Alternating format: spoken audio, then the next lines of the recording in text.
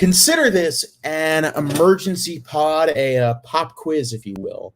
This is uNIVERSITY. Week number 9 is approaching rapidly, and actually, no, I believe it is week 10. And tonight, of course, is the reveal of the first playoff ranking. Now, I posted in the app what I thought was going to happen, and I'm a little bit concerned for Cincinnati. Of course, my name is Zach Berman. I am very concerned for Cincinnati because I don't know how the committee is going to view the Notre Dame loss, or the Notre Dame victory, should I say.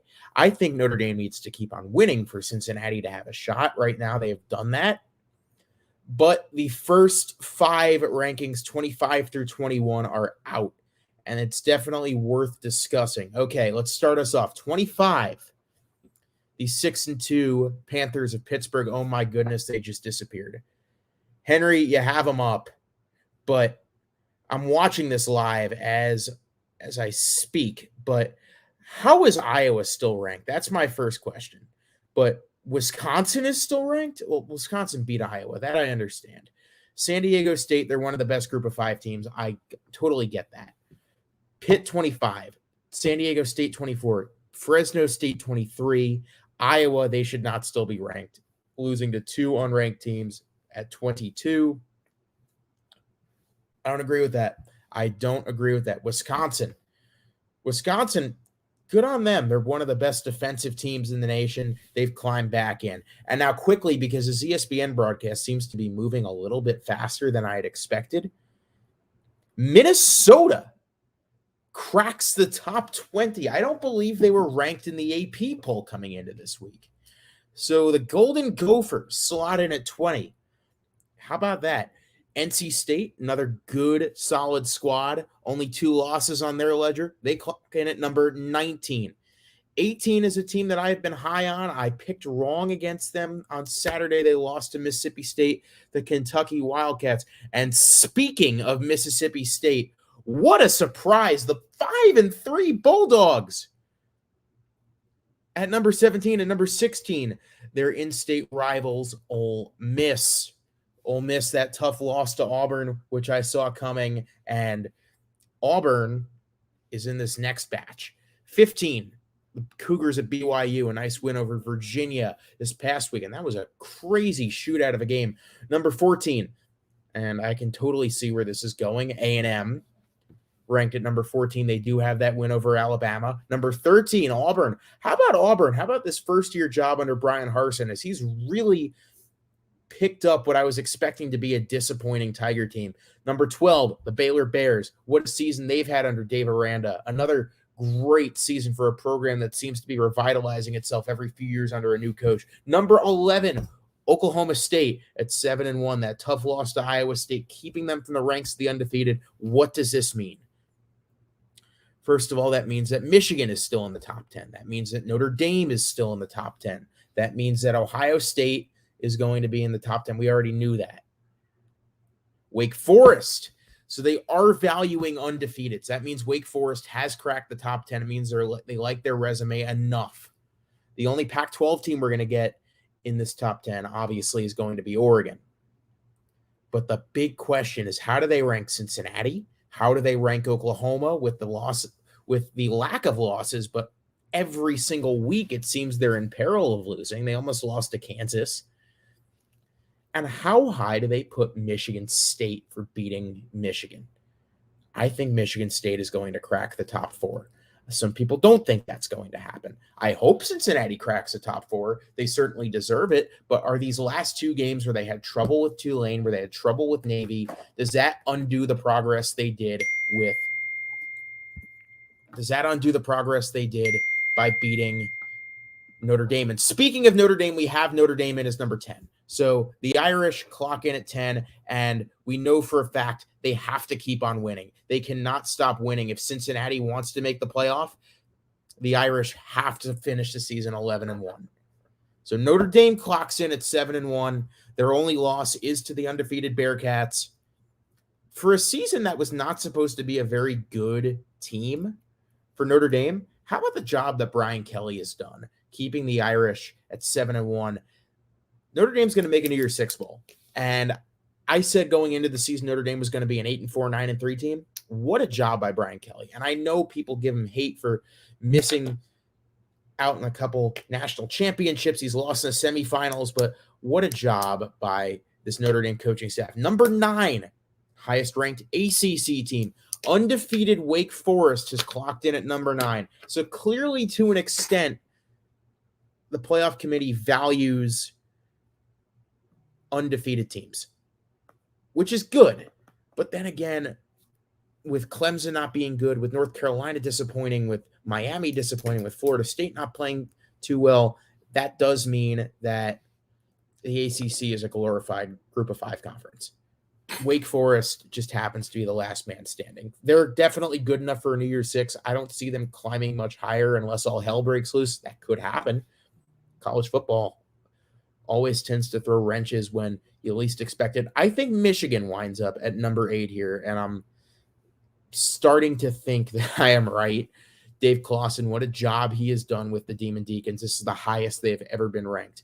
But there's going to be a lot of surprises in this back half of the rankings. Wisconsin, Minnesota, Mississippi State being ranked. Definitely some conversations we're going to have on this stream after this lets out. And whoa, baby! Wow. Okay. Oklahoma is number 8. And if you're judging by my reaction, I did not think that the playoff committee had the guts to do this, but clearly they are not impressed with Oklahoma's body of work, and nobody should be. This is one of the luckiest, worst undefeated teams I've ever seen in my life. So to get it out of the way, they almost lost to Kansas. They should have lost to Texas. They almost lost to West Virginia. TCU gave them problems. TCU just fired Gary Patterson. That's a whole nother story in itself. But Oklahoma, according to the playoff committee, does not pass the eye test. So that's your first big shock. And unlike previous years, this year it does not seem to look like the committee is putting more weight on wins and losses as opposed to how you look in those wins and losses. So, wow. I had Oklahoma making the top 4. Maybe I was wrong about how the committee is looking at things this year, because clearly, you know who should be celebrating this? Cincinnati, because I had Oklahoma edging out Cincinnati for that number 4 spot. So right now, 7, 6, and 5 are going to be some combination of Michigan, Oregon, Ohio State. And it seems like ESPN has just completely hit the brakes on this stream because it's going too fast. Okay, there you go. Michigan is number 7. That's about exactly where I expected them to be. This is still a good Michigan team. They played their hearts out against Michigan State. I actually think Michigan is a better team than Michigan State, even though at the same time I say that while having acknowledged that I picked Michigan State to win, and they did on Saturday. This is a good Wolverines team.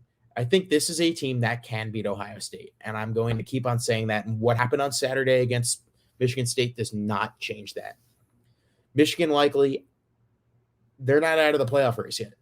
As long as Ohio State wins out, if Michigan beats Ohio State and then winds up in the Big Ten championship, Michigan can still make the playoff. That is without a doubt a possibility. And there's definitely more chaos to be had later in this season. We still got about a month of regular season games to go.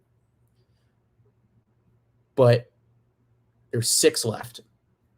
Where do I think they slot in? If the committee ranks ranks Ohio State over Oregon, I don't know what they're doing, because clearly that means they don't value the head-to-head. Oregon also has the worst loss. Stanford is a bad loss on your resume, but you have to also consider how they lost that game. There were a couple bad calls. Kayvon Thibodeau was knocked out with a targeting call. Oregon also has had some tough games against Cal, which maybe that shouldn't have happened. Fresno State gave them problems. Fresno State's ranked, so forget about that for a second. But to go back into these rankings in the 20 to 25 range, I am very surprised Minnesota's ranked. I'm going to be real with you. After the Gophers lost Mo Ibrahim, I kind of stopped paying attention to them, and they've definitely flown under the radar. I don't even know who Minnesota's other loss was to. Who did Minnesota lose to? Because I know they beat Nebraska. And this is going to bother me for a second. Shoot, who did they lose to? Okay. Meanwhile, while I'm saying this, Georgia's been ranked number 1. Oh, yeah, Minnesota lost to Bowling Green, which absolutely should not have happened. I don't know what ESPN is doing here either. Minnesota lost to Bowling Green. They were, I believe, 30-point favorites in that game. So I'm very surprised Minnesota's ranked. But, hey, good on PJ Fleck and good on that program. Georgia, number 1. No surprise there. They're the best team in college football.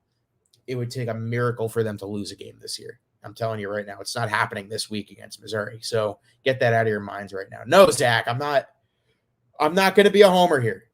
UTSA, the Roadrunners are not going to be top 5. I wish they were. They're not going to be. I got to talk myself out of picking Mizzou to cover this. I'm also calling the game this week. No, Zach, get it out of your head right now. Number 2, oh boy. I was right on this. I actually predicted this on the app that Alabama would be number 2. And the fact that A&M has continued to look good since that game proves that they're viewing the quality of losses over quantity of losses. So do I think they got this right? Sure, I'd say yes, because other than the first half against Tennessee and the A&M game, Alabama has looked pretty consistently good. They're not at the same level as maybe last year's Alabama team. This is still an extremely good Bama team. Could we potentially have a number 2 versus number 1 SEC championship game? Boy, that would be something else now, wouldn't it? Number 3, oh boy. Please, for the love of goodness gracious, please, Cincinnati would be so good to see here. I'm afraid they're going to snub them. I'd be pretty sick to my stomach if they snub the Bearcats out of this, even though I predicted it to happen. I would be stunned if Ohio State makes it into the top 4. I would be slightly less stunned. And okay, here you go. I did have Michigan State making the top 4. They slot in at number 3. That win against Michigan shows that recency bias is, in fact, still very relevant in how the playoff committee picks their teams, because Michigan State clearly has the marquee win over the last few weeks coming back against Michigan. They've had their scares. They had a scare against Nebraska. They had a scare earlier in the season. Michigan State, definitely the surprise of the season thus far. Mel Tucker clearly has them playing well ahead of schedule. They had their scare against Indiana. They had a scare against Western Kentucky. I'm not so sure this Michigan State team isn't overachieving, but it just goes to show the job that Mel Tucker has done. Clearly a coach of the year candidate. Kenneth Walker, the transfer out of Wake Forest, a definite Heisman candidate. He could win the whole thing after that 5-touchdown performance against Michigan. A stud and a half. He's probably going to be the first running back off the board. Now, this number 4 team is what everyone's been waiting for, and it's going to be one of either Ohio State, Oregon, or Cincinnati, and oh my God. Oh my goodness. Oh my goodness. It's the Oregon Ducks. What the heck? Okay.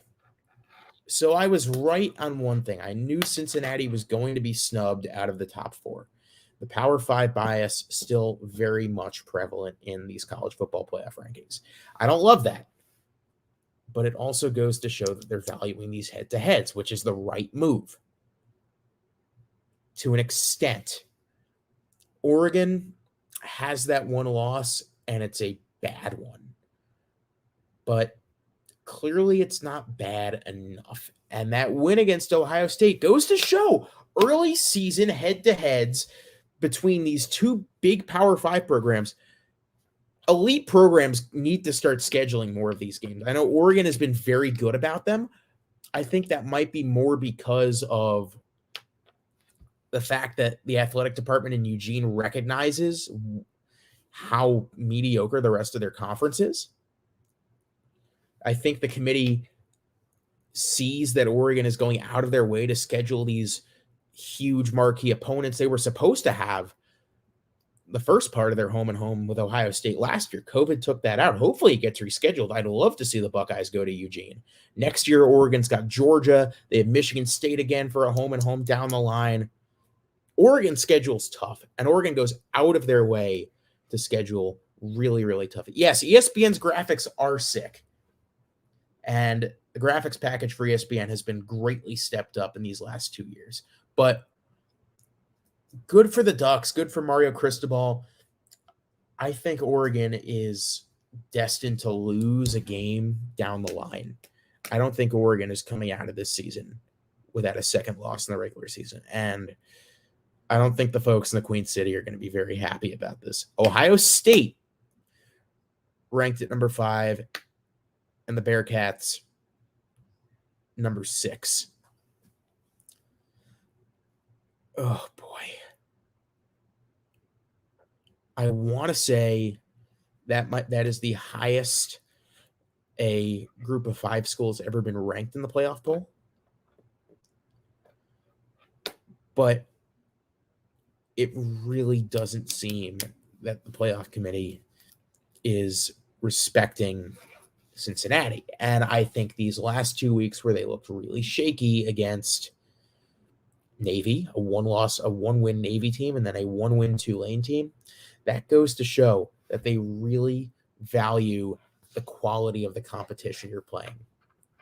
So just to recap, 1, Georgia, 2, Alabama, 3, Michigan State, 4, Oregon, 5, Ohio State, 6, my beloved Bearcats, 7, Michigan, 8, Oklahoma, 9, Wake Forest, 10, Notre Dame, 11, Oklahoma State, 12, Baylor, 13, Auburn. I feel like I'm counting like Mike Francesa, and I just lost the scroll. So, Francesa, I think he just went almost 30 minutes reading stats off of a book or something on FM radio.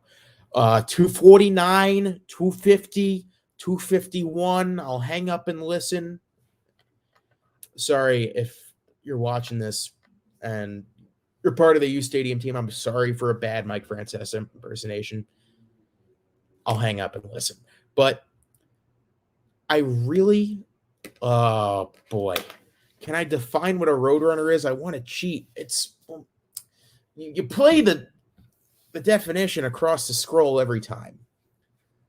Can I define a roadrunner? It's a bird that can't fly. It can run really fast.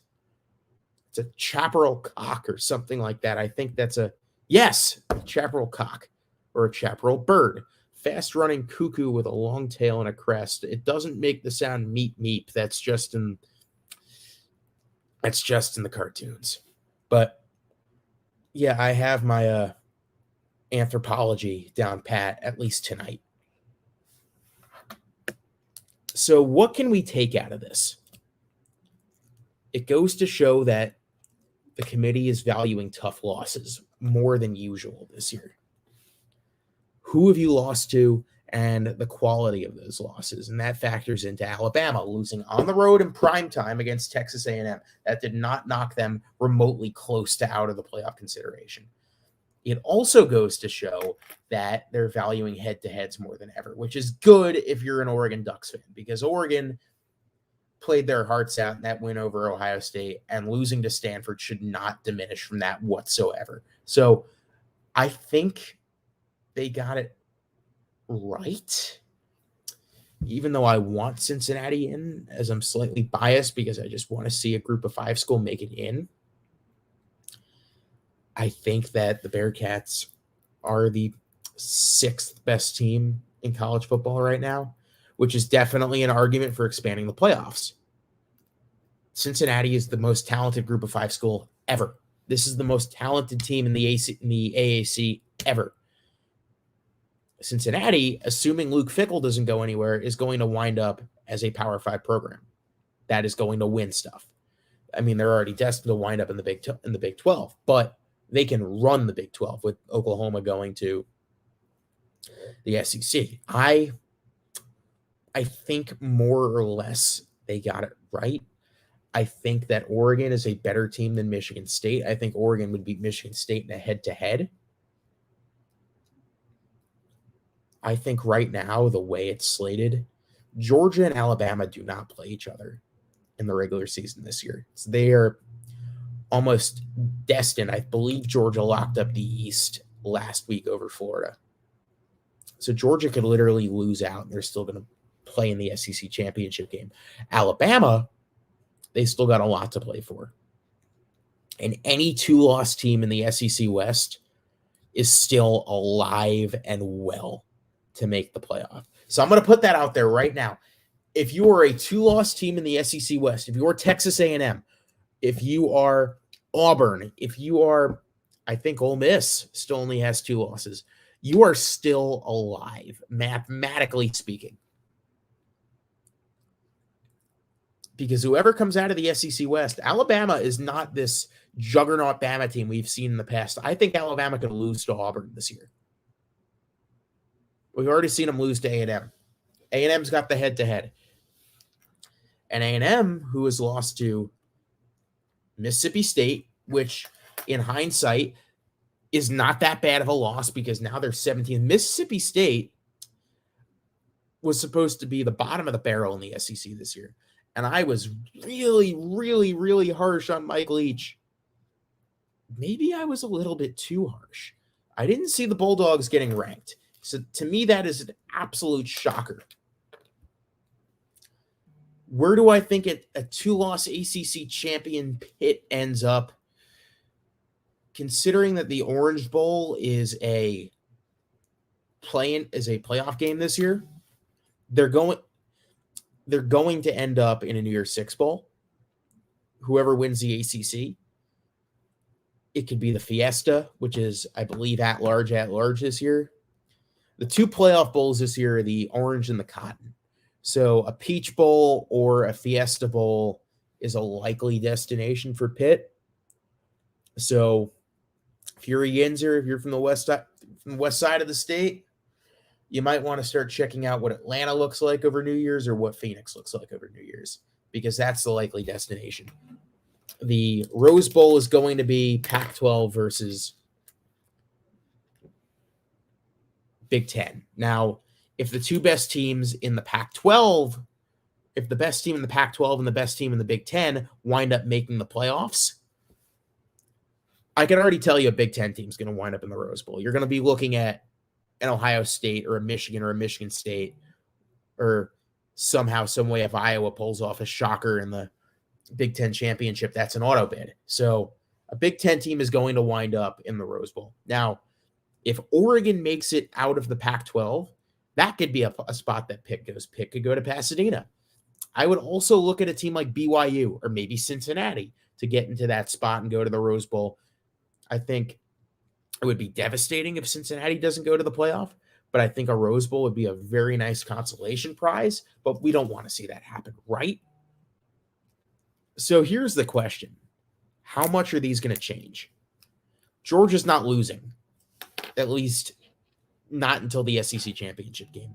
And if Georgia loses in the SEC championship game but wins all their other games, it doesn't matter. They're still in the playoff because their one loss would beat Alabama or Ole Miss or A&M or whoever makes it out of the conference. So Georgia, barring some crazy collapse against Missouri or Tennessee or whoever they have left, barring something absolutely catastrophic for the Dogs, they're in. Alabama, their road's a little bit harder. You look at that Auburn game, definitely stands out. But this is where you start questioning things. If Alabama loses to Georgia in the SEC championship game but wins all their other games, how is the committee going to view the Tide? That's my biggest question right now. Because would you put a Cincinnati or an Ohio State over a 2-loss Alabama? I don't know. Personally, I wouldn't, because I don't think that reflects the quality of the team. And if Alabama's 2 losses or Texas A&M and Auburn or Texas A&M and Georgia, I still think Alabama could make it in as a 2-loss team. I know people wouldn't be happy with it, but from the standpoint of someone that goes to an SEC school, that's someone that reads and watches all the SEC media, that knows how things work, I think Alabama, as a 2-loss team, can make it in. Michigan State's got a tough road because they still have Ohio State.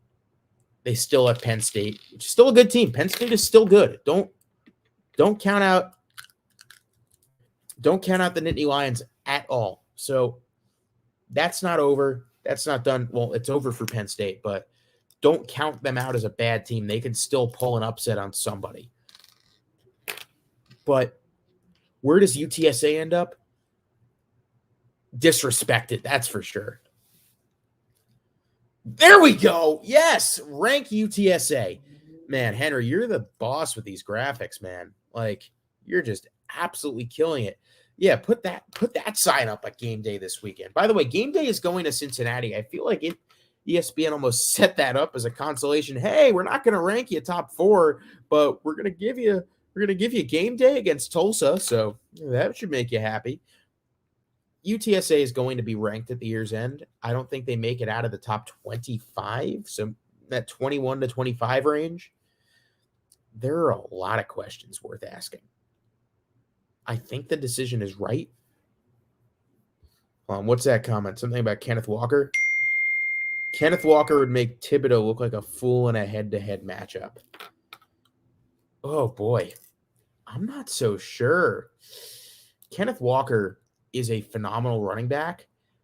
He's going to be a good NFL running back. I don't know if he's going to be great on the level of some of these other running backs that have come out of the draft, but he's going to be good.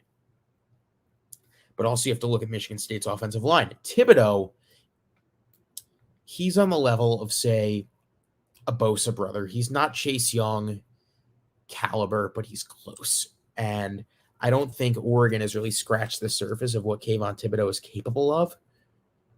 So I think Thibodeau has a size advantage, but Kenneth Walker, he's got those shifty feet, so he could juke him out of his shoes. So, yeah, maybe. I think Oregon defeats Michigan State in a head-to-head, but I also think that one of Oregon or Michigan State is going to lose between now and the playoff because Oregon has a really bad tendency to choke games that they shouldn't. And I look at games like that Utah game late in the year. It doesn't typically happen at home. Look for a potential upset, and I'm going to put this out right now. Look for a potential upset in the Civil War game. I think Oregon State could finally get revenge on their big brother. I think the Beavers could knock the Ducks out of playoff consideration. It would be a nightmare scenario in Eugene, but I think it's certainly possible because that's the last good team Oregon plays. You look at the Ducks schedule from here on out, it's not very impressive. They have Washington this week. They have Washington State next week. Then they have Utah, and then they have Oregon State. And that Oregon State game really stands out as a potential nightmare because the Beavers are 5-2. Don't look now, but the Beavs are not a bad team. Don't sleep on LSU to play spoiler and beat Alabama. I don't see it happening. LSU's 29-point underdog here. This LSU team, they're not bad. They're not a bad team. I think Alabama rolls them. I don't see it happening. I don't think Georgia gets upset. I think Bama could be upset by Auburn because Auburn's strength is defense, and Bo Nix tends to play out of his mind against the Tide. Michigan State could lose to Ohio State. Ohio State could lose to Michigan or Michigan State. Michigan, if they win out, they're in. So a lot of teams outside of the top 5 control their own destiny. I don't know if Oklahoma controls their own destiny. And, man, this is why I love the playoff because you could just talk about this forever. I don't know if Oklahoma necessarily has their own destiny in their hands because they haven't won impressive. I hate to say it. I don't think Wake Forest has their own destiny in their hands, and I don't think Cincinnati does either. And that sucks because I really like the Bearcats, but it just goes to show how teams are being prioritized. So I'm going to have a lot more to say about this later this week when I do my university preview for week 10. We're already at week 10. That's crazy. I'm actually going to be on the air for Mizzou, Georgia this weekend down in Athens. So the show is likely not going to be Saturday morning because that's a 12 o'clock kick and your boy's got to be in between the hedges. But you'll catch me Thursday, maybe Friday. Make sure to catch me live. I'll tweet it out. I'll make sure that I'm easy to find, but I'm excited for this weekend, but I will make sure to break down everything Thursday. It's an okay week of college football. Not that much to talk about now that we know what these playoff rankings are. They're, man, this is the best time of the year. That's my Twitter handle. Like the app, subscribe to the YouTube, download the app. We can't wait to drop takes the next few weeks. That's going to be a lot of fun, especially in college football when so much of this revolves around takes. The people that are making the decisions are literally making just takes. So with that, I'll see you later this week. But once again, one last time, your top 4 in the college football playoff rankings. This first release is out. Number 1, Georgia. Number 2, Alabama. Number 3, Michigan State. And number 4, the last team in, the Oregon Ducks, 5 and 6, Ohio State and Cincinnati. I will see you later this week.